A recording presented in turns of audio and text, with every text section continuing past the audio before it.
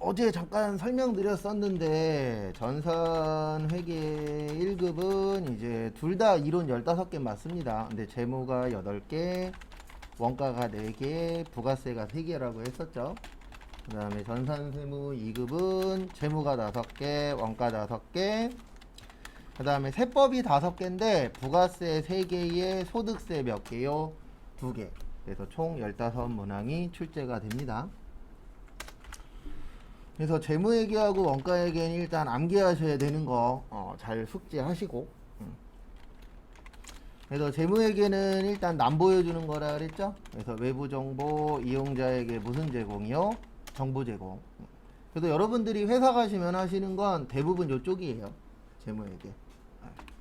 왜냐면 원가회계 같은 경우에는 하시는 분도 계시고 안 하시는 분도 계실 거예요. 그래서 제조회사 안 가면 원가회계는 할 일이 없으니까.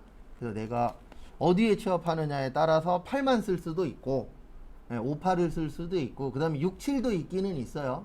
뭐 운송회사라던가 그런 식으로 이제 회사마다 약간씩 달라지긴 하는데 어쨌든 저희가 배우는 건 이제 제조회사이기 때문에 5 쓸 거냐 8 쓸 거냐. 그 다음에 질적 특성 2가지 있었죠. 믿어야 된다, 신뢰성, 맞게 써라, 목적 적합성. 그래서 신뢰성에 3가지 있었죠. 표현의 충실성, 검증 가능성, 중립성. 그 다음에 목적은 예측가치, 피드백가치, 그 다음 무슨 성이요? 적시성.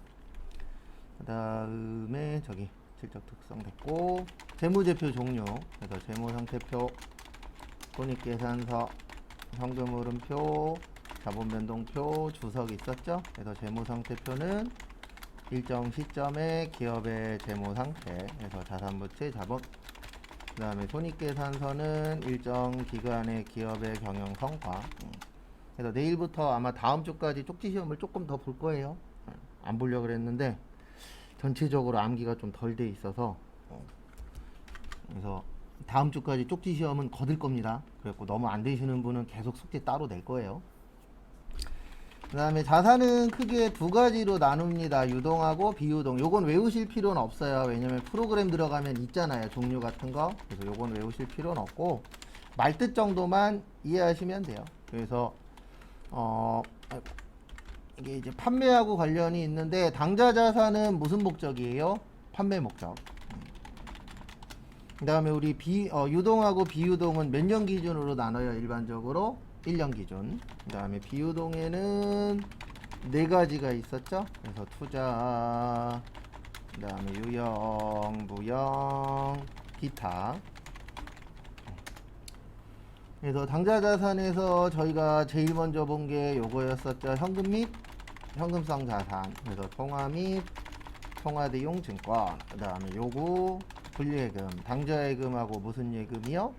보통예금. 그 다음에 현금성 자산. 취득 당시 만기가 몇 개월이요? 3개월. 그 다음에 우리 유가증권 2가지 있었죠. 지분증권하고 무슨 증권이요? 채무증권. 그래서 지분은 단기매매 매도 가능, 지분법 적용, 투자주식. 그 다음에 채무는 단기매매 매도 가능, 만기 보유 증권.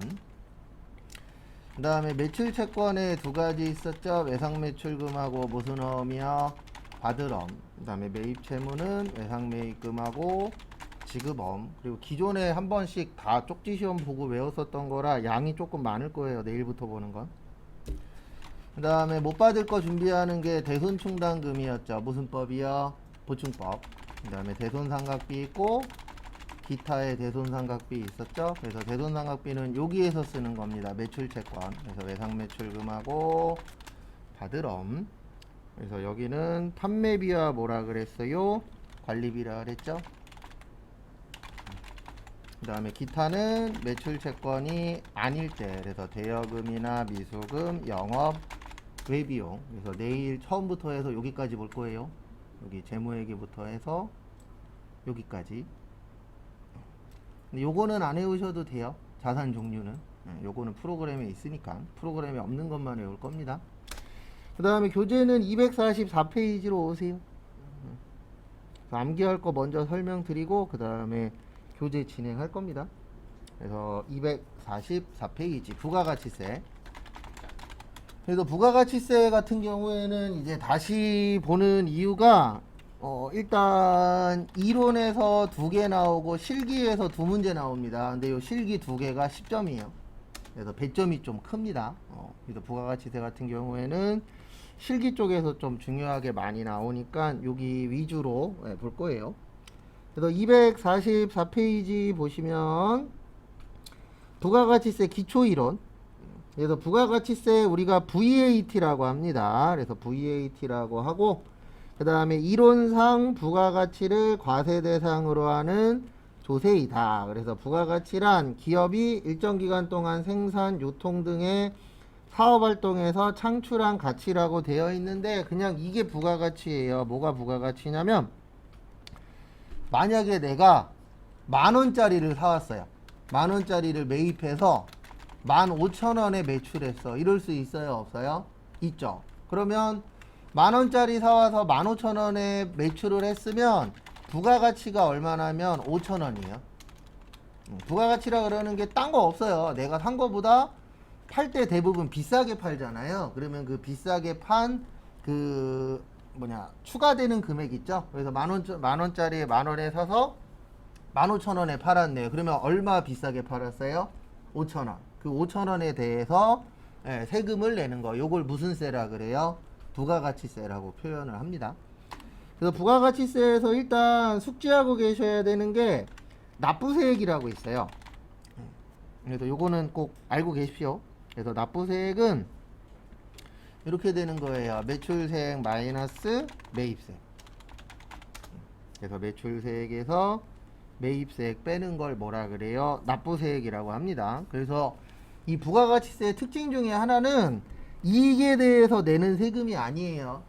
그래서 오해하시는 분들이, 왜 나는 사업하시는 분들이 그런 얘기 하시는 분들이 있어요. 나는 왜 손해보고 있는데 세금 내냐고. 부가가치세는 손해났냐 이익났냐에 대해서 내는 세금이 아니에요. 손해났냐 이익났냐에 대해서 내는 세금은 소득세나 법인세. 그쪽이 이제 이익났냐 손해났냐하고 연관이 있는 거지. 실질적으로 부가가치세 같은 경우에는 그냥 부가가치가 발생하면 그거에 대해서 내는 세금이고, 그 다음에 부가가치세는 사업자가 내는 세금 아닙니다. 소비자가 내는 거예요. 근데 항상 문제는 뭐냐면 내후 주머니에 들어오면 누구 돈이라고 생각하죠? 내 돈이라고 생각하죠. 그러다 보니까 사업하시는 분들이 자기 돈으로 부가가치세 낸다라고 생각하는데 아니에요. 그래서 국가가 지금 연구 중입니다. 저번에도 한번 잠깐 설명드렸지만 하도 안 좋은 생각들을 많이 하니까 우리가 지금 대부분 카드 거래 많이 하잖아요. 결제할 때. 그래서 카드 금액에서 일부분을 남겨놓고 그거를 모아놨다가 부가세를 내고 남은 것만 돌려주는 시스템을 지금 연구 중이에요. 왜냐하면 세금 안 내려고 노력하시는 분들이 가면 갈수록 늘어나고 있잖아요. 근데 일반 서민들이 그런 행동 잘 안 합니다. 대부분 있는 사람들이 하도 이상한 행동들을 많이 하니까 국가에서 지금 어떻게든 세금을 더 거두려고 여러 가지 방법들을 연구 중인데, 그 중에 하나가 뭐냐면 카드 값으로 하려고 연구 중이에요. 그래서 간단하게 부가가치세 좀 설명을 드리면, 이제 공장이 있고 도매업자가 있고 소매업자가 있고 우리 같은 사람들을 뭐라 그래요? 소비자라고 하죠. 그래서 최종 소비자. 만약에 이렇게 있다라고 봤을 때 이제 매출액이 있고 매입액이 있고, 그 다음에 매출세액, 그 다음에 매입세액, 그 다음에 납부세액, 이렇게 이제 나누어지시죠. 그래서 만약에 공장이 도매업자한테 1,000원에 팔았다라고 칠게요. 그러면 세금 10%니까 얼마예요? 100원.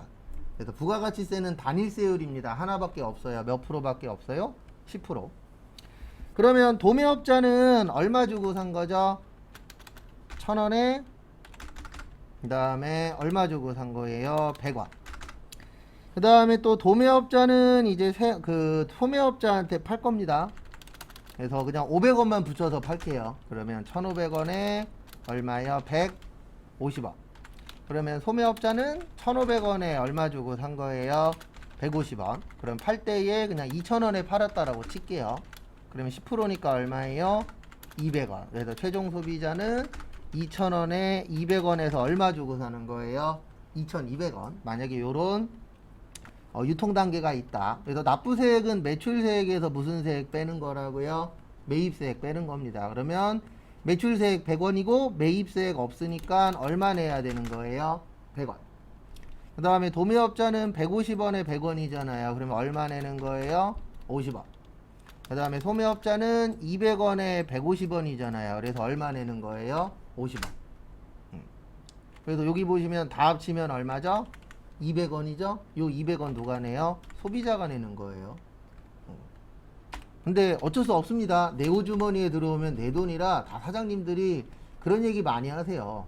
예. 돈만 벌어서 세금만 내는 것 같다고. 근데 그 얘기가 완전히 틀린 말은 아니긴 합니다. 왜냐면 많이 벌면 많이 벌수록 세금 많이 내요. 나중에 볼 거지만 우리나라 현재 소득세 최고 세율이 45%입니다. 45% 세금 내시는 분들도 있어요. 그럼 막말로 1억 벌면 얼마가 세금인 거예요? 4,500만 원이 세금인 거예요. 근데 버는 거에 대해서 내는 게 아니고 남는 거에 대해서 내는 거긴 하지만 그렇게 되어 있습니다. 그래서 그 부분은 참고하시고요.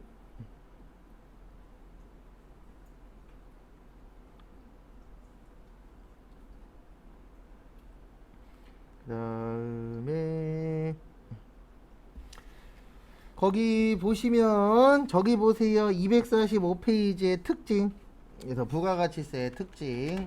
요거는 추후에 외울 겁니다. 그래서 거기 보시면 일반 소비세라고 되어 있어요. 그래서 일반 소비세 맞고 개별 소비세 아닙니다.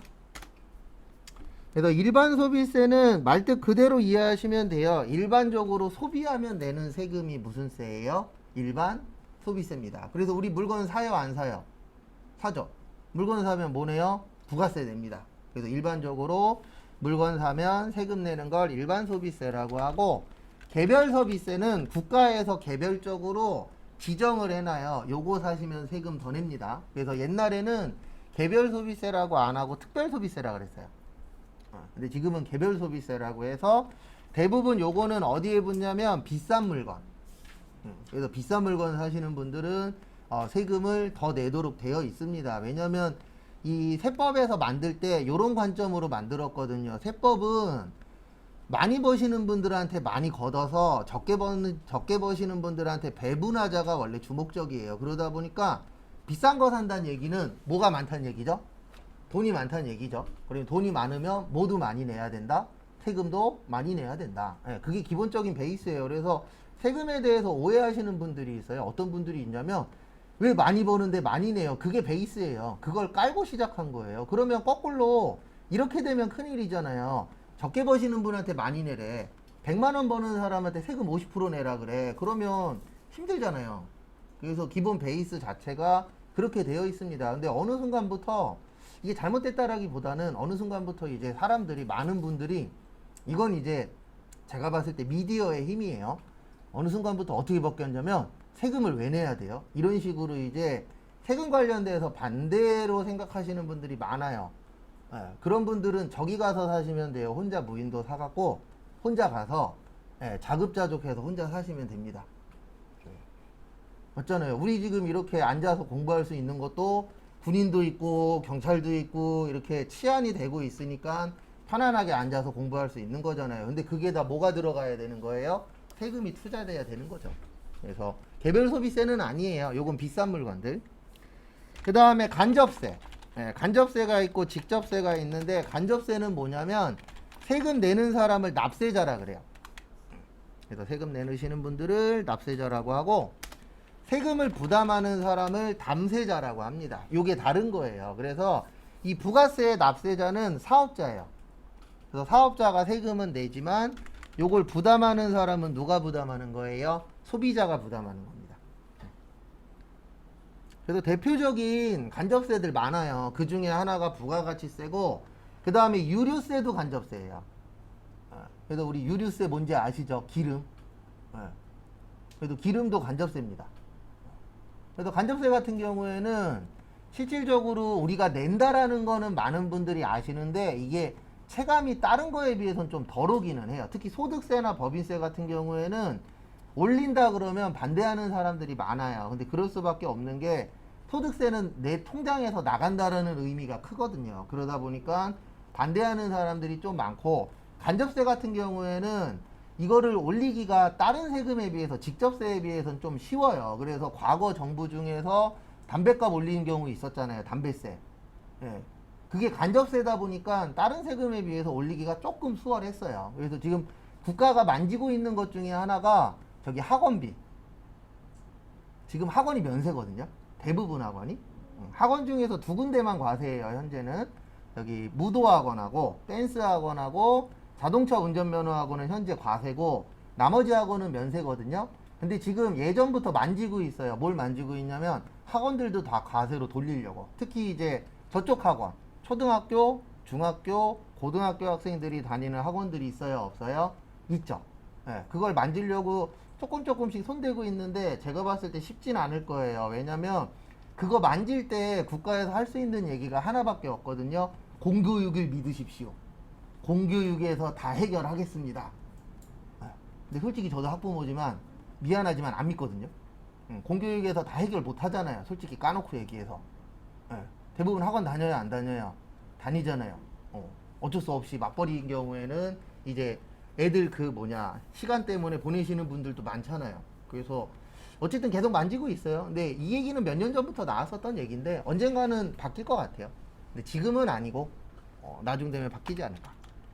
그 다음에 직접세. 저희가 배우는 직접세에서는 적어 있어요. 소득세가 직접세예요. 그래서 이 직접세는 납세자하고 담세자하고 같은 거예요. 그래서 우리 연말정산 할 때 환급 받는 경우 있어요, 없어요? 있죠. 네, 돌려받는 걸 우리가 환급이라고 하잖아요. 그래서 연말정산에서 환급 받으면 기뻐요. 왜요? 내가 직접 받으니까. 근데 부가가치세는 환급 받아도 나하고 상관이 없어요. 일반 소비자하고는. 왜요? 내가 직접 내는 게 아니다 보니까 나하고는 연관성이 없습니다. 그래서 간접세하고 직접세로 나누어지는데, 저희가 배우는 부가세는 간접세고, 그 다음에 소득세는 직접세예요. 그래서 그거 참고하시고, 그 다음에 소비형 부가가치세. 그래서 소비용 부가가치세는 말 그대로 이제 소비를 해야만 부가가치세를 내는 겁니다. 그래서 투자하고는 관련은 없어요. 그래서 우리 요즘 말 많이 나오는 주식, 그 다음에 코인, 그 다음에 부동산 요쪽하고는 관련이 없습니다. 부가가치세는. 왜냐면 투자형이 아니고 소비형이에요. 그래서 우리가 물건을 사고 팔 때, 소비를 할 때 이제 연관이 있는 게 부가가치세입니다.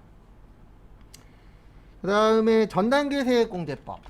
그래서 우리 전단계 세액공제법 맞고, 그 다음에 전단계 거래공제법은 아니에요.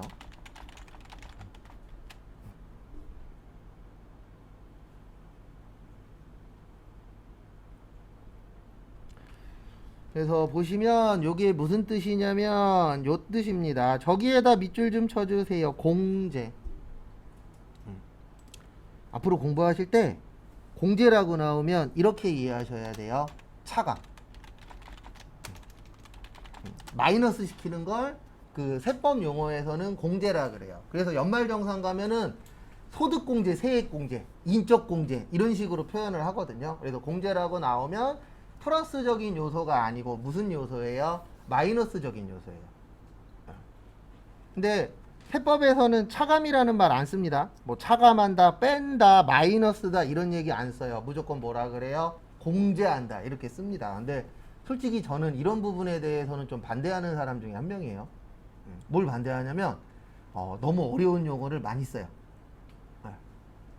그래서 나중에 한번 기회 되시면 인터넷에다가 헌법이나 아니면 민법이라고 치신 다음에 그 헌법이나 민법 있거든요. 한번 읽어보세요. 그러면 많은 부분을 이해를 못해요. 일반 사람들은. 왜냐하면 대부분 전문적인 용어로 쓰다 보니까. 그래서 지금 국가에서 하다가 멈춘 게 하나 있어요. 민법 쪽으로 기억하는데 민법이 말이 너무 어려우니까 그거를 해석해서 좀 더 쉽게 만든 책이 있었어요. 근데 그거 만들다가 어쨌든 돈 문제였나 어떤 문제로 해서 지금 멈춰 있는 걸로 알고 있어요. 그러니까 일반 사람들도 그냥 읽으면 무슨 뜻인지 알 수 있게 좀 어떻게 보면은 해석해 놓은 책자가 있었는데 만들다가 멈췄어요. 근데 아마 그게 돈 문제였나 뭐 때문에 그랬었던 걸로 알고 있어요. 다 돈이 들어가야 되니까. 그래서 이게 전단계 세액공제법이에요. 앞에 보세요. 아까 제가 매출세액에서 매입세액 뭐 했죠? 뺐죠? 근데 각 단계마다 뺐잖아요. 요게 각 단계라고 보시면 돼요. 공장, 도매업자, 소매업자, 최종 소비자. 요 각 단계마다 뺐다. 그래서 무슨 공제법이라 그래요? 세금을 뺐다. 그래서 세액공제라고 합니다. 그래서 세액이라고 나오면 세금이라고 생각하시면 돼요. 그래서 내야 되는 세금에서 뺀다. 그래서 전 단계 세액공제법이라고 합니다. 거래에서 빼는 게 아니에요. 세금에서 빼는 거예요. 그것도 좀 봐두시고. 그 다음에 5번의 소비지급 과세원칙. 요거는 특히 어떤 분들이 관심을 좀 가지셔야 되냐면, 내 최종 목표는 무역회사야, 수출하는 회사야, 이런 분들이 있어요, 없어요? 있죠. 이런 분들은 요 소비지급 과세원칙을 기본적인 내용은 숙지를 하셔야 돼요.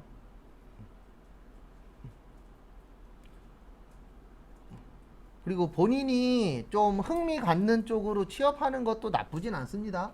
그래서 내가 좀 외국에 관심이 있어. 그러면 뭐 여행사에서도 경리직원 뽑긴 하니까, 많이 뽑진 않지만, 그런 식으로 본인이 좀 흥미 있는 쪽으로 가시는 것도 나쁘진 않아요. 왜냐면 이게 회사 생활이라는 게 해보신 분들 아시겠지만, 뭔가 그 안에서 잔잔한 재미라도 느껴야 되잖아요. 그리고 회사 가셨을 때, 저도 어렸을 때 그 마인드로 살았는데, 큰 행복을 느끼려고 하지 마세요. 1년에 큰 행복 거의 없습니다. 몇 번 돼도 안 와요. 뭐 보너스 들어온다던가 이런 거 아닌 이상은 큰 행복은 안 되니까, 좀 잔잔한 행복 같은 걸 찾으시면은 좀 버티는 데 도움이 돼요. 근데 큰 행복으로 버티려고 그러면 좀 힘들긴 하더라고요. 그래서 제가 어렸을 때 잘 못 버텼었던 이유 중에 하나가 그런 것도 있었던 것 같아요. 전 좀 큰 거를 좀 많이 생각을 하다 보니까 버티는데 좀 플러스가 아니고 마이너스적인 요소들이 많더라고요. 그 다음에 생산지급 과세원칙 아니에요. 그래서 이게 무슨 뜻이냐면, 우리나라에서는, 우리나라뿐만 아니라 많은 나라에선 다는 아닙니다. 왜냐면 세금 없는 나라도 있어요. 수출하는 물건에 대해서 영세율을 적용을 해요. 무슨 율을 적용한다고요? 영세율. 그래서 이것 때문에 생긴 게 소비지급 과세원칙이에요. 왜냐면 우리나라에서 물건 만들잖아요. 물건 만드는 나라를 생산지국이라 그래요. 무슨 지국이라 그래요? 생산지국. 그래서 우리나라에다가 세금 내는 게 아니고 소비되는 나라에다 세금을 내는 거예요. 그러니까 만약에 우리나라 물건이 일본으로 수출을 했어. 그러면 일본에서 물건이 팔리잖아요. 그러면 일본에서 그때 내는 거지, 우리나라에서 일본으로 수출할 땐 부가세는 안 내요. 근데 왜 안 내냐면은 무슨 율이기 때문에? 영세율. 그래서 수출하는 회사는 요 영세율이 적용이 됩니다. 그래서 요 영세율이 요것 때문에 나온 거예요. 소비지국 무슨 원칙이요? 과세원칙. 근데 왜 이런 걸 만들었냐면, 만약에 우리나라에다가도 세금 내고 외국에다가도 세금 내면 이중과세가 돼버려요. 그러면 세금 몇 번 내는 거죠? 2번 내는 거죠. 그래서 이중과세 방지 목적도 있어요. 그래서 우리가 영세율을 적용을 하도록 되어 있습니다. 그래서 요 4가지 시험에 종종 출제돼요. 그래서 요거 4개 추후에 다시 한번 더 숙지할 겁니다. 그래서 특징 좀 잘 봐두시고, 그 다음에 246페이지. 한 2, 3년에 한 번씩 나오는 문제 중에 하나가 요 납세 의무자 사업자예요. 그래서 246페이지 보시면 사업자라고 있습니다.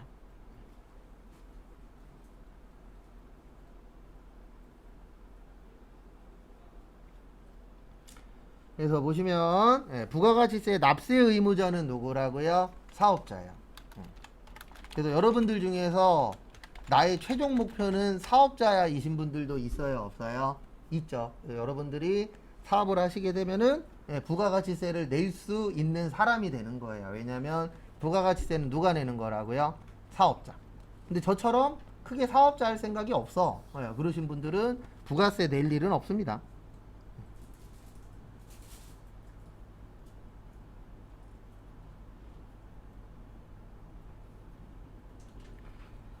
그래서 거기 보시면 사업자의 개념, 저기에다 밑줄 치세요. 재화 또는 용역의 공급. 그리고 앞에 보세요. 우리나라는 3가지에 대해서 세금을 내도록 되어 있습니다. 그래서 재화의 공급, 용역의 공급, 재화의 뭐요? 수입. 이렇게 3가지 관련해서는 세금을 납부하도록 되어 있어요. 그래서 수입하는 물건도 부가세 냅니다. 그래서 기억나시는 분들 계실 건데, 우리 메인 매출 전표 넣을 때 매입의 수입이라고 있었어요? 없었어요? 있었죠. 예, 그게 왜 필요하냐면은 예, 우리가 그 수입하는 물건에 대해서도 뭐는 내도록 되어 있어요? 부가세를 납부하도록 되어 있습니다. 그래서 재화의 수입이 있는 거예요. 그 다음에 2번 보시면 계속적이고 반복적이어야 됩니다. 그래서 요것 때문에 예, 계속적이고 반복성 때문에 중고거래는 과세 대상이 아니라 그랬잖아요. 얘는 아니에요. 왜 아니냐면 우리가 일반적으로 중고거래 하기는 하죠. 뭐 당근마켓이라는 것도 있고 뭐 중고거래 같은 거 하시는 분들 있잖아요. 중고거래 할 때 부가세는 안 내요. 근데 왜 안 내냐면은 여기에 해당이 안 돼서 계속적이고 반복적으로 팔진 않잖아요. 그럼 또 이제 이렇게 반문하시는 분도 계십니다. 그 당근마켓 가면은 자주 파시는 분들이 있는데요. 그것까지는 국가에서 뭘로 안 보는 거예요? 사업자의 개념으로 안 보는 거예요. 그래서 거기에서 물건 팔 때는 부가가치세는 주고받지는 않습니다. 그 다음에 영리목적성 유무. 요게 무슨 뜻이냐면 영리목적하고 상관없어요. 그래서 우리가 영리단체라는 게 있고 비영리단체라고 있어요. 그래서 우리가 일반적으로 알고 있는 회사들은 대부분 무슨 단체예요? 영리단체예요. 그 다음에 비영리단체의 가장 대표적인 게 국가나 지방자치단체들. 이런 것들이 이제 비영리단체의 대표적인 곳입니다. 그 다음에 무슨 협회 같은 데 있잖아요. 그런 데들은 돈 버는 게 목적이 아니잖아요. 국가도 돈 버는 게 목적 아닙니다. 그래서 가끔씩 우리가 국가가 하는 거 보면 저걸 왜 하지? 싶은 거 있어요? 없어요? 있죠. 그리고 저거 하면 100% 마이너스일 건데 그래도 하는 경우들이 있어요? 없어요? 있어요. 왜냐면 영리 목적이 아니기 때문에. 그래서 평창올림픽 처음에 유치했을 때는 사람들이 와 했다가 끝나고 나서는 저걸 왜 했지? 라고 이야기하시는 분들도 있잖아요. 근데 왜 그러냐면 100% 적자일 거 누가 봐도 뻔하니까. 다 적자예요. 인천 아시안게임 했죠? 아시안게임도 뭐였어요? 적자예요. 평창올림픽도 적자예요. 근데 그 적자폭이 계속 커져요. 근데 왜 그러냐면 이게 아시안게임 끝나고 나서 경기장이 남았잖아요. 그거 활용하는 곳들도 있지만 대부분 활용 못하는 곳들이 더 많아요. 근데 평창올림픽은 그게 더 심해요. 왜냐면 동계올림픽이잖아요. 그럼 언제만 쓸 수 있어요? 겨울에만. 대부분. 그러다 보니까 이게 이제 마이너스들이 커지기도 하지만 국가에서는 하잖아요. 왜요? 무슨 단체이기 때문에? 비영리 단체. 그래서 이익 보는 게 주목적이 아니기 때문에 근데 우리가 알아야 되는 건 뭐냐면 영리든 비영리든 상관없어요. 그래서 거기 보시면 3번에 보시면 마지막에 보시면 국가와 지방자치단체도 납세 의무를 질 수 있다라고 되어 있을 겁니다. 그게 무슨 뜻이냐면 영리 목적하고는 상관성이 있다 없다? 없다. 그래서 예전에 그런 경우 있었잖아요. 교회에서 커피숍 생겼을 때 그때 말이 나왔었던 이유가 이것 때문에 그래요. 이거 커피숍에서 커피 팔죠.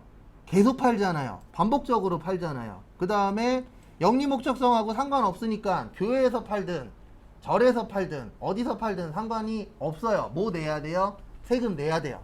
근데 교회에서 얘기하는 건 우린 영리단체도 아니고 그리고 교회 안에 있으니까 뭐 못 내겠다? 세금 못 내겠다. 근데 국가가 봤을 때는 세금을 내야 되는 사업자에 들어가잖아요. 그러니까 뭐 내시라? 세금 내시라. 이렇게 다툼이 있는 경우들도 종종 있어요. 왜냐면 이게 법이라는 게 해석에 따라서 약간씩 다르게 보는 개념들이 있기 때문에. 근데 기본적으로 계속적이고 반복적이어야 되고 영리 목적하고는 상관이 없습니다. 그 다음에 사업적으로 독립이 되어 있어야 돼요. 그래서 사업상 뭐여야 돼요? 독립적. 근데 시험 문제는 저게 제일 잘 나와요. 영리 목적성 유무가 제일 잘 나옵니다. 그래서 뭐 영리 회사만 세금을 내야 된다 그런 건 아닙니다. 그래서 그거 좀 봐두시고요. 그 다음에 사업자의 분류 앞에 보세요. 요거는 확실히 숙지하고 계셔야 돼요. 세금 내는 걸 과세라고 합니다. 그래서 우리 매출 과세 있잖아요. 그러면 뭐 내는 거예요? 세금 내는 거예요. 그래서 과세 그러면은 세금 납부와 관련성이 있다라고 봐주시면 됩니다. 그리고 과세 사업자는 또 두 가지로 나누어져요. 일반 과세자하고 간이 과세자. 그래서 참고하시고.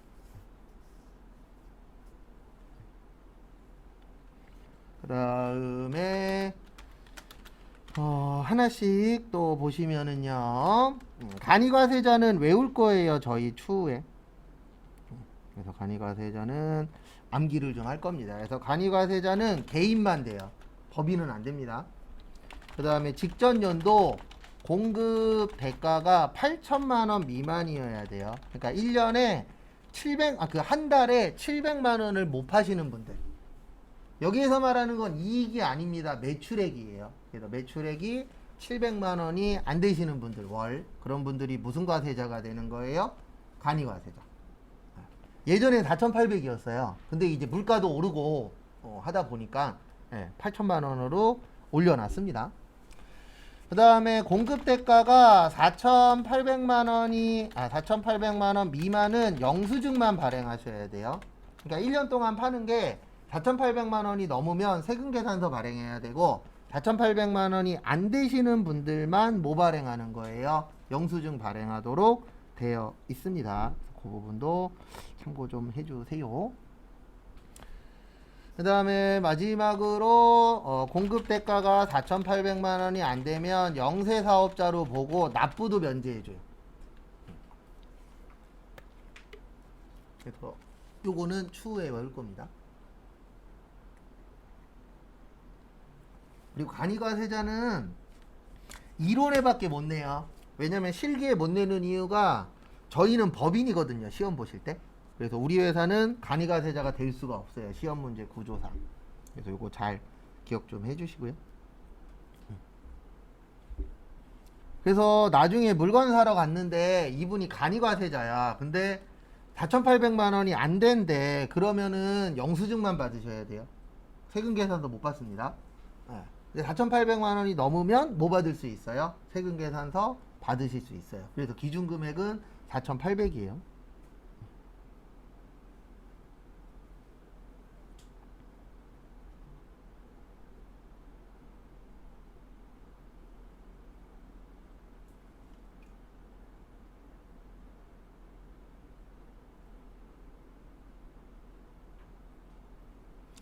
그래서 참고하시기 바랍니다.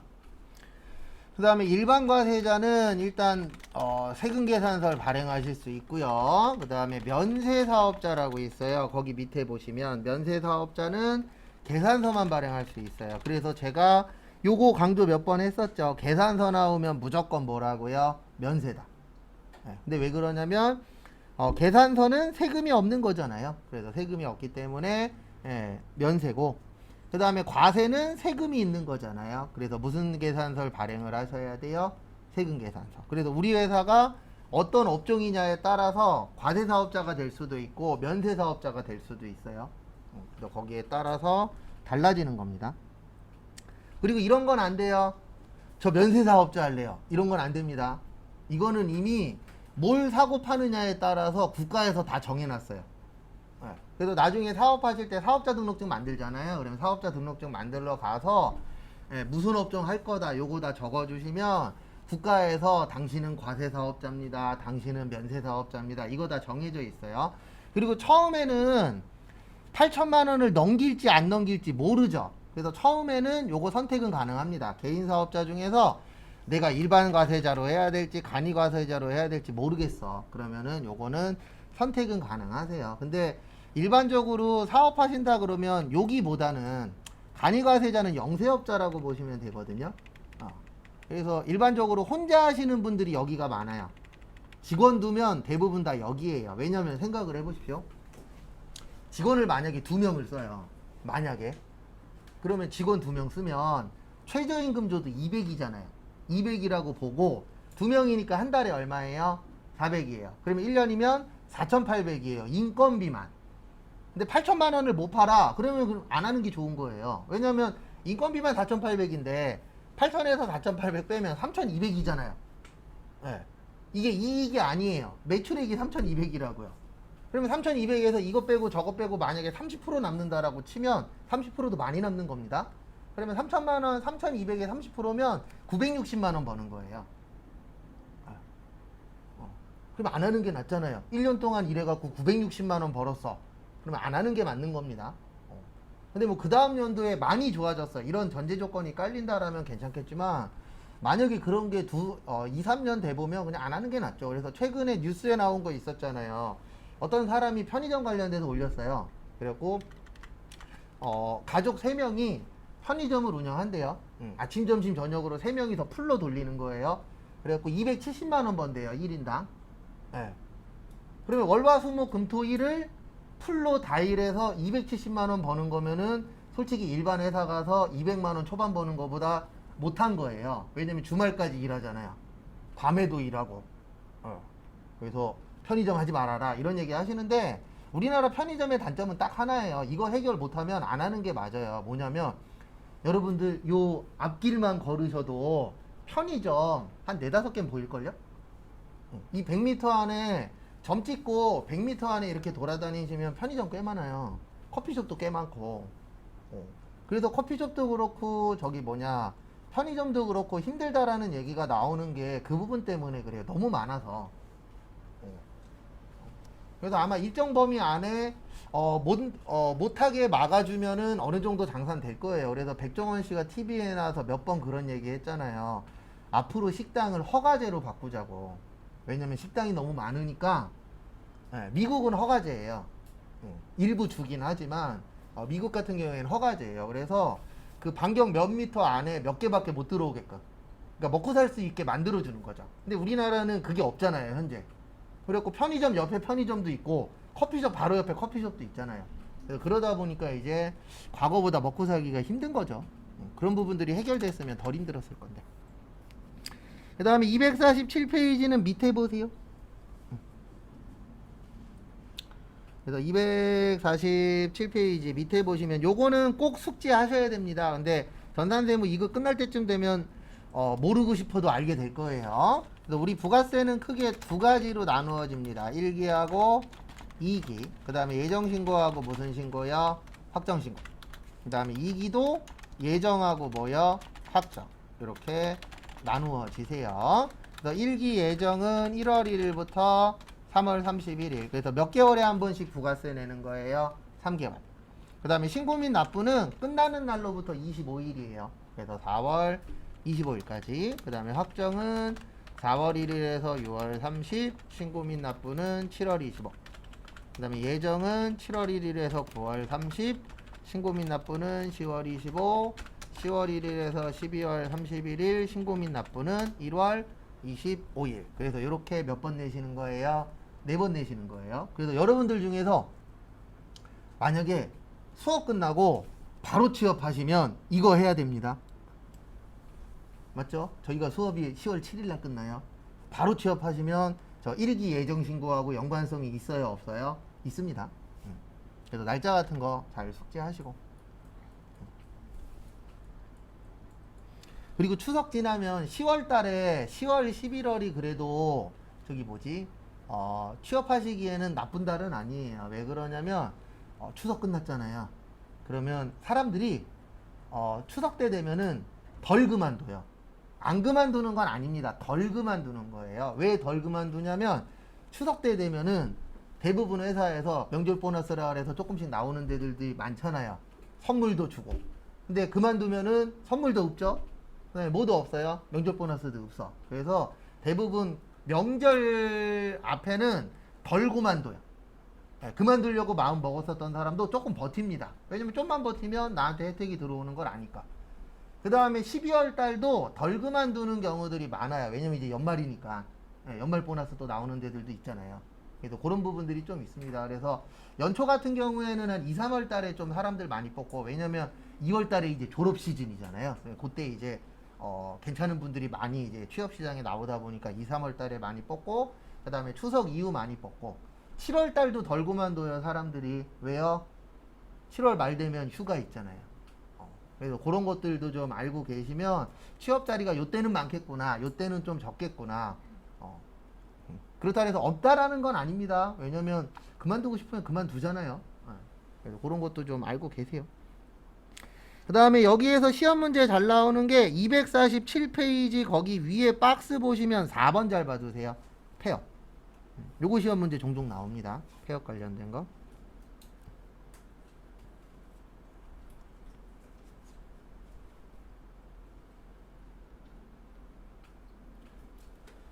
그래서 보시면은요,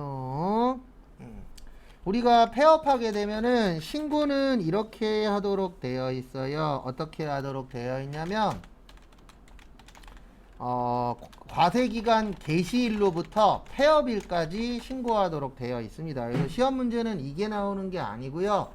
신고 및 납부는 언제까지 해야 되냐면 폐업일이 속하는 달에 다음 달 25일까지 신고 및 납부하도록 되어 있어요. 설명은 드릴 겁니다.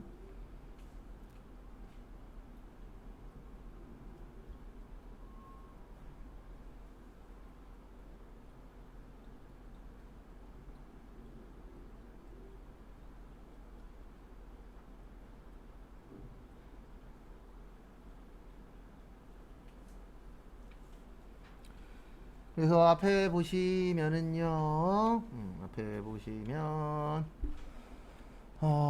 이런 경우에요. 어떤 경우냐면, 만약에 오늘 그만뒀어요. 그러니까 8월 24일 날 폐업할 수도 있어요, 없어요? 있죠. 그러면 이렇게 되는 거예요. 7월 1일부터잖아요. 여기 8월 달은 여기에 들어가는 거죠. 그래서 7월 1일부터 8월 24일 것까지를 신고를 하셔야 돼요. 근데 언제까지 해야 되냐면 9월 25일까지.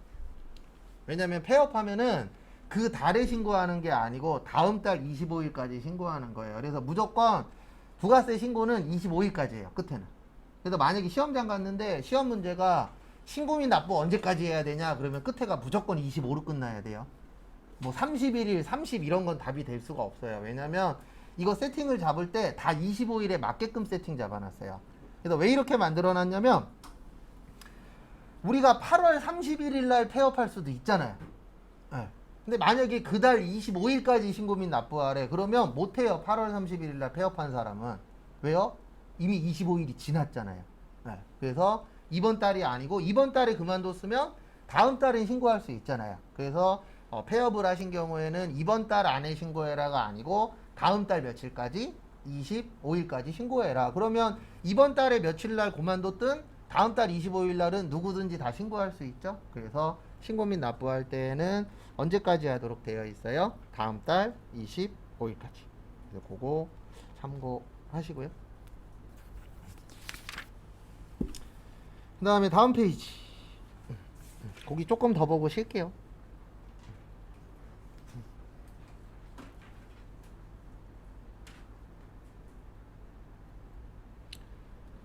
그 다음에 보시면 부가가치세 신고 및 납세지라고 되어 있습니다. 요게 왜 중요하냐면 부가가치세 신고가 중요한 이유는 요것 때문에 그래요. 날짜 때문에.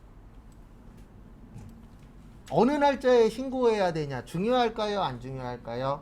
중요하겠죠. 국가 입장에서는 정상적인 날짜에 받고 싶은 거고 그 다음에 세금을 내야 되는 사람 입장에서는 무조건 늦게 내거나 뭐 하고 싶죠? 안 내고 싶습니다. 그래서 국가에서 법으로 정해놓은 거예요. 그래서 이런 걸 정해놓은 이유는 딴 거 없어요. 여러분들 만약에 두 가지를 선택할 수 있어. 하나는 세금을 내는 거고 하나는 세금을 안 내는 거야. 그럼 뭐 선택할 거예요? 100% 다 세금 안 내는 거 선택할 거잖아요. 저라도 수업은 이런 건 하고 있지만 세금 안 내는 방법이 있대요. 그러면 세금 안 내는 방법을 선택하죠. 맞죠? 왜요? 세금 안 내면 그 돈은 누구 돈이니까? 내 돈이니까. 그래서 이렇게 생각하시는 분들도 많아요. 우리 4대 보험 내잖아요. 4대 보험 냅니다. 그래서 건강보험, 국민연금, 고용보험 납부해요, 안 해요? 하죠. 이런 생각하시는 분들도 많아요. 4대 보험 안 내고 싶어. 왜냐면 그렇게 얘기하시는 분들이 꼭 이야기하는 게 이거 얘기합니다. 어차피 나중 되면 국민연금 안 받을 거잖아. 안 받진 않아요. 적게 받는 거지. 안 받진 않습니다. 그런 걱정은 안 하셔도 돼요. 다 주도록 되어 있어요, 법이. 근데 문제는 뭐냐면 세금으로 주는 게 아니고 자라나는 애들이 세금을 많이 내서 주는 게 그게 문제인 거지. 받기는 해요. 그래서 나중 되면은 복지는 좋아질 건데 내는 세금도 많아질 겁니다. 그래서 지금 우리가 평균적으로 월급 받을 때 내는 세금이 밑에 분들은 일반적으로 10에서 15% 정도 보거든요. 한 200만 원 정도 받으면 한 180만 원 전후가 내 통장에 찍혀요. 180 전후가. 근데 이게 비율이 올라갈 거예요. 그래서 나중 되면은 한 200만 원 정도 받는다라고 치면 한 100, 한 2, 30만 원 정도가 통장에 찍히는 그런 날이 올 겁니다. 왜냐면 복지가 계속 늘어날 거니까.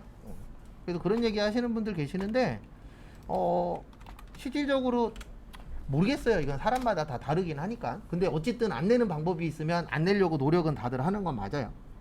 그래서 이렇게 날짜를 만들어 놓은 거예요. 그 다음에 어디에다 세금 내라, 요것도 만든 겁니다. 그래서 이 납세지는 왜 중요하냐면 이것 때문에 그래요. 이건 시험에 안 나옵니다. 지방자치단체 때문에 납세지를 만들어 놓은 거예요. 왜 그러냐면은 우리가 부가가치세를 내면 100% 국가가 안 갖고 가거든요. 국가에서 한 80% 정도 갖고 가고 20% 정도 되는 금액은 지방자치단체한테 줘요. 왜냐면 지방자치단체도 운영이 돼야 되잖아요. 근데 운영을 하려면 뭐가 있어야 돼요? 돈이 있어야 돼요. 그래서 어디에다가 세금 내느냐, 솔직히 저희는 안 중요해요. 왜냐면 어차피 어디에다 내든 내 월급에서 빠져나가고 내 돈에서 빠져나가는 건 맞으니까. 근데 요거에 누가 문제가 되냐면 지방자치단체가 문제가 돼요. 왜냐면 지방자치단체 운영하려면 돈이 필요하잖아요. 그래서 부가가치세는 일반적으로 사업장 소재지가 납세지예요. 이건 크게 봤을 때긴 합니다. 그 다음에 저희가 추후에 배울 소득세는 주소지가 납세지. 그래서 이런 분들 있잖아요. 나는 사업은 서울에서 해. 네, 이런 분 있어요? 없어요? 있죠. 근데 집은 주소지는 인천이야. 이런 사람들이 있어요? 없어요? 있죠. 그러면 부가가치세는 서울에다 내는 거고 소득세는 어디에다 내는 거예요? 인천에다 내는 거예요. 근데 이런 거를 왜 나눠놨냐면은 이게 딴 게 문제가 되는 게 아니고 어느 지방자치단체한테 그 돈을 줄 것이냐, 국가에서. 이것도 중요하거든요. 근데 이건 우리 입장에서는 아닙니다. 이거는 국가 입장이나 이제 공무원 입장이긴 해요. 그리고 세법 공부하실 때 꼭 하나 알고 계셔야 되는 게 재무회계랑 원가회계 공부하실 때는 회사 입장에서 보시면 되고요. 그 다음에 부가가치세하고 소득세 공부하실 때는 국가 입장에서 생각을 하셔야 돼요. 그래서 부가가치세하고 소득세 공부하실 때는 요런 마인드가 좋아요. 어떤 마인드가 좋냐면 어떻게 하면 100원이라도 더 뜯어갈 수 있을까? 라는 기준으로 보시면 아, 세법을 왜 이렇게 만들었구나가 이해가 됩니다. 근데 이렇게 보시면 안 돼요. 어떻게 하면 100원이라도 덜 낼까? 라는 마인드로 보시면 머릿속에 잘 안 들어와요. 그래서 저도 처음에 공부할 때는 내 입장에서 봤거든요. 그러다 보니까 뭔가 법이 이상해. 내가 불리해져 있어. 그렇게 돼요. 근데 왜 그렇게 되어 있냐면 세법은 국가가 세금 뜯어가는 법이잖아요. 말 그대로. 그러면 누구 유리하게 만들어요? 당연히 국가가 유리하게 만들겠죠. 그래서 세금을 적게 내시는 분들이 있어요. 원래 더 내야 되는데 이제 그런 분들은 이제 머리가 좋거나 아니면 주변에 도와줄 사람이 있는 거죠. 왜냐면 그 많은 내용 중에서 내가 어떻게 하면 세금을 덜 낼 수 있어. 이런 부분들이 있으니까. 그리고 제가 하나 장담할 수 있는 게 웬만한 전문직 분들 있죠. 그런 분들 세무조사 들어가면 다 세금 더 내야 돼요. 대부분 세무사들하고 짜고 세금 덜 내게끔 장난치는 부분들이 있긴 있어요. 근데 그게 이제 폭이 크냐 작냐 그 차이지 대부분 그런 식으로 장난치는 것들이 많아요. 왜냐면 정직하게 하면 사업 못해요. 세금 문제도 그렇고. 그래서 우리가 세무사 사무실에 맡기는 이유 중에 하나가 뭐냐면 내가 신고하는 것보다 세무사 사무실에 맡기면 세금을 좀 덜 내게 해주는 부분들이 있어요. 없는 비용도 조금씩 넣고 그런 부분들이 없지 않아 있긴 있거든요. 그래서 여러분들 나중에 뭐 프리랜서로 일을 하실 수도 있고 아니면 뭐 자그마하게 사업을 하실 수도 있잖아요. 내가 지금 미래에 나는 무조건 뭘 할 거야 이런 거는 없으니까 이건 어떻게 될는지 모르니까. 그래서 세금 부분들이 생기면 전문가하고 상의하시거나 전문가한테 맡기시면 그 맡기는 금액 이상으로 플러스 돼요. 그래서 내가 만약에 세무사 사무실에 한 달에 10만 원씩 내. 그러면 120만 원이잖아요. 그러면 나중에 나한테 돌아오는 건 120만 원 이상으로 분명히 돌아와요. 그런 게 없다 그러면 맡길 필요가 없잖아요. 내가 맡기는데 120만 원을 주는데 나한테 돌아오는 혜택은 60만 원이야. 그럼 뭐하러 맡겨요? 그냥 나 혼자 60만 원 더 내고 말지. 120만 원 안 주고 60만 원 내는 게 더 낫잖아요. 그렇기 때문에 혹시 나중에 그리고 특히 작을 때는 크게 문제가 안 돼요. 왜냐면 작을 때는 국가도 관심이 없어요. 왜냐면 어차피 작은데 털어봤자 나올 건 작잖아요. 근데 이게 커지면 커질수록 더 신경을 쓰셔야 돼요. 왜냐면 커지면 커질수록 어떤 문제가 생기냐면 국가에서 털었을 때 나올 수 있는 금액이 커지잖아요. 그래도 그런 부분들은 항상 있습니다. 그래서 그건 참고하시고. 그 다음에 거기 밑에 보시면 여기 밑줄 잘 쳐져 있는데 요거 두 개는 꼭 알고 계셔야 돼요. 거기 밑에 보시면 부동산 매매업하고 부동산 임대업 있거든요. 요거 두 가지 시험 문제 잘 냅니다. 근데 잘 내는 이유는 아시겠지만 하나예요.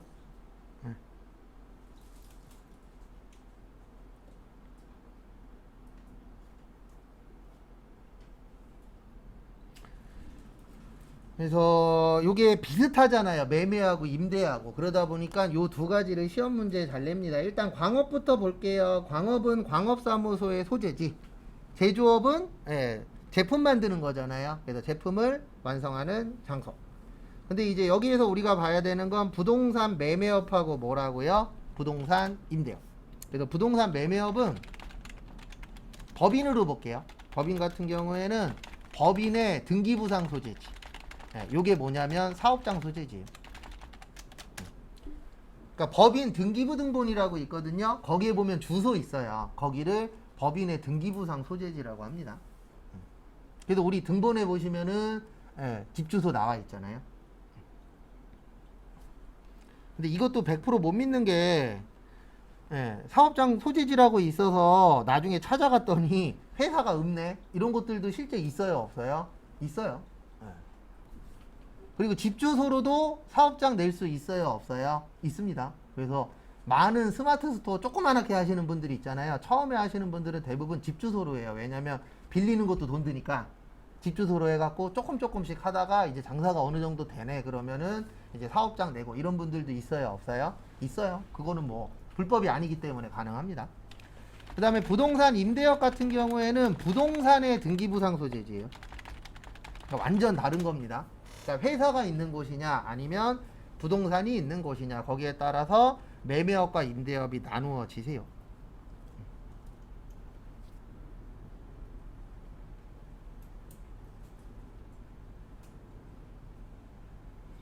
그래서 설명을 조금 더 드리면은요. 앞에 보시면 만약에 내가 부동산을 갖고 있어요. 근데 부동산이 만약에 부동산이 어디에 있냐면 부동산은 경기도에 있다라고 칠게요.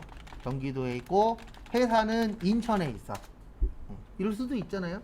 그러면 부동산 매매업이신 분들은 어디에다 세금 내는 거예요? 인천에다가. 왜냐면 사업장 소재지에다 세금 낸다 그랬잖아요.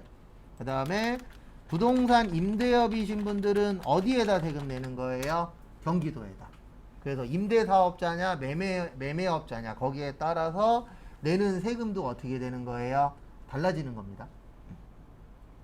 그래서 이거를 이런 식으로 만들어 놓은 이유는 하나예요. 이거는 이제 주된 거래가 어디에서 이루어지느냐 그게 이제 좀 중점적으로 보시면 돼요. 그래서 아까 그 제조업은 최종 제품을 완성하는 장소라 그랬잖아요. 왜냐면 제조회사의 주목적이 뭐예요? 뭐 만드는 거죠? 제품 만드는 거죠? 그래서 최종 제품을 완성하는 장소에다가 세금 내면 돼. 이렇게 이제 법에서 만들어 놓은 거예요. 그래서 부동산 매매업 같은 경우에는 아시는 분들은 아시겠지만 뭐 이제 집 사거나 상가 사거나 그럴 때에 보면요. 우리나라는 주된 거래가 그 부동산에서 이루어져요? 아니면 부동산 사무실에서 이루어져요? 주된 내용은 사무실에서 어느 정도 얘기를 끝내놓고 가서 물건 보고 다시 와서 사인하잖아요. 맞죠? 대부분 집 사실 때. 그러다 보니까 주된 거래가 어디에서 이루어진다라고 보는 거예요? 사무실에서. 그 다음에 부동산 임대업 같은 경우에는 부동산을 빌려주는 거잖아요. 그러면 이 부동산을 빌려간 사람이 주로 어디에 있죠? 그 부동산을 빌려간 곳에 있잖아요. 그래서 부동산을 임대하는 경우에는 어디로 보는 거예요? 그 임대한 장소로 보는 거예요. 왜냐하면 주된 거래가 거기에서 이루어진다라고 보는 겁니다. 그래서 매매업하고 임대업 같은 경우에는 시험 문제에도 좀 잘 나오니까 그거 좀 잘 보시고. 그 다음에 잠깐 쉬었다가 거기 248페이지 밑에 직매장하고 하치장 있거든요. 거기부터 보도록 하겠습니다.